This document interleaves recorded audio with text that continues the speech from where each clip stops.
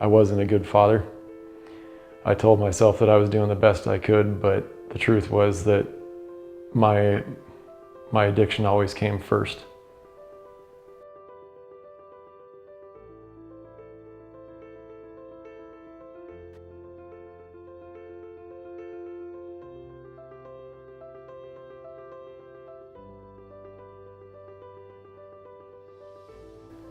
I had a pretty good childhood, at least by appearances. We were pretty well off, had a good place to stay. My dad had a successful business. I always had a new bike to ride, family vacations every year. Everything seemed happy on the outside, but there was dysfunction. My dad was an alcoholic, drank every day, and went back and forth from being my best friend to someone I had to hide from. My mom was terminally codependent, as loving as she could be, but smothering. So it was good and bad at the same time. But overall, I'd say I was fairly lucky in my childhood. I think the moment when I really started going down the wrong path came very young for me. I was sexually abused when I was around 6 or 7 years old. I don't really remember, but I just remember this darkness inside of me, this shame, a feeling of corruption, of being dirty that it carried all through my life. I never seemed to be able to get rid of it. I numbed the pain for a long time with alcohol, drugs whenever they were available, but mostly I loved to drink. The last couple of years I was using, I found methamphetamine, which brought me to new lows, new bottoms that I didn't even think were possible. But I loved to drink. I wanted oblivion, and getting really drunk was the easiest way to get it. Before I came to Crossing the Jordan Academy, I felt completely lost, like I had exhausted every opportunity, tried every plan I could come up with, done everything I possibly could to get out of the hole that I was in, and I just felt like I needed help badly, like I needed somebody else to show me the way, because I had no idea where it was. The life that I led affected my family in that I ended up in exile. They couldn't watch the way I was living anymore, couldn't have me around. They couldn't see me just slowly killing myself anymore, so I didn't have any contact with my family, and it affected my relationship with my son, in that I know I wasn't a good father. I told myself that I was doing the best I could, but the truth was that my addiction always came first. I wanted to come to Crossing the Jordan Academy specifically because Michael and Dana have been trying to help me for a very long time.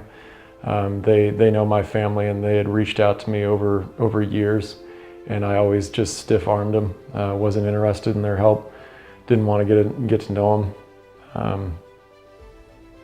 So it was always in the back of my head that there was this place that I could go, and I finally just surrendered and came. I mean, my mom was the first donor to Crossing the Jordan. She wrote the first check to Michael, and has sort of been walking with him from the beginning as a friend, and also a little bit of a mentor to Dana. They were very close friends. So whenever I would fall off, I would get some sobriety going, and then I would relapse. She would call Michael, and Michael would come get me, take me to coffee, and basically offer friendship to me. But I was an isolator. I didn't want friendships. I wanted to be alone in my misery, I think. So I rejected his friendship every time he extended a hand. I believed that addiction is a disease for a long time. I spent a lot of time in AA meetings trying to follow that way of thinking, but really I found it just to be an excuse for every time that I failed, every time that I relapsed or fell on my face. That was my excuse, that I was born this way, and my treatment for my disease isn't really working. But I no longer believe that.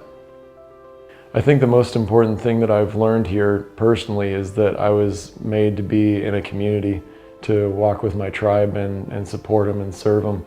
I thought I was the lone wolf, the independent man, the island that didn't need anybody. And I spent a lot of my life in isolation as a result of that. But I've found true joy in living in the middle of a group of people in this community and tribe that I've found here. I think the thing that I've learned the most in terms of work here is just the joy of working for something greater than a paycheck. I'm not just trying to pay the bills, I'm actually supporting something that is helping other people, and that's bigger than me. Today I have a better relationship with my family than ever before. As I said before coming here, they weren't talking to me at all. I wasn't welcome in their homes. Now I have their respect, their love. I see them regularly, and my relationship with my son is very close. He loves it here. He looks forward to coming a couple of times a week. He's made friends. My relationships are deeper and richer than they've ever been. This tribe is important to me because they're what saved me. I don't know where I'd be without them other than on the street still, in the gutter. And they're important to me because now I get to pass it on to the next man. I get to see miracles happening here every day and sow into other people and experience what it's like to put other people ahead of myself. My vision for the next few years is, first of all, to graduate from this program, which I'm very close to doing. I'm actually, as I sit here, 20 days away from graduating from crossing the Jordan, which is probably the most important goal I've set for myself in my life. I intend to stay here, live here, work here, serve here, and just continue to be part of my tribe.